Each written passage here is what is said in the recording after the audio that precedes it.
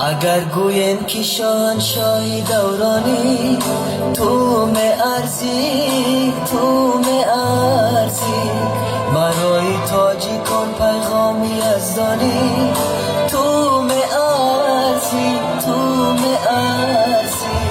پریشان خلق تاجیک بود سی دستی اجنبی اما رها کردی وطن رو از پریشانی تو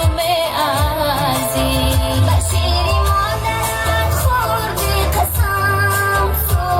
آرام خریدی جانی هر یک تاجیکستانی تو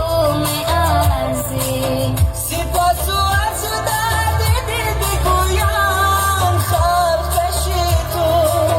چه جای گپ که بر درد و درمانی تو ارزی پیشوای ملت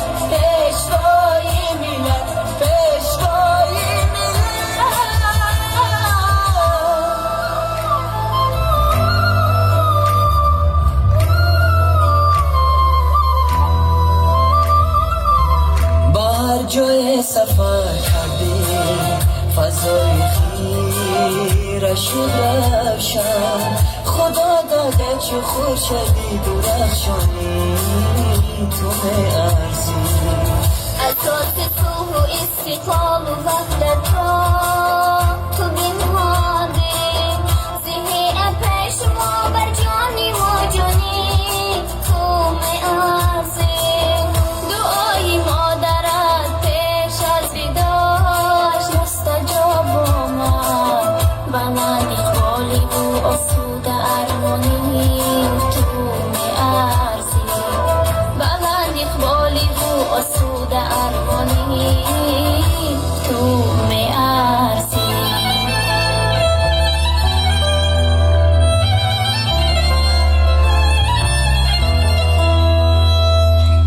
اگر گویم که شاهنشاهی دورانی تو ارزی برای تاجیکان پیغامی از دانی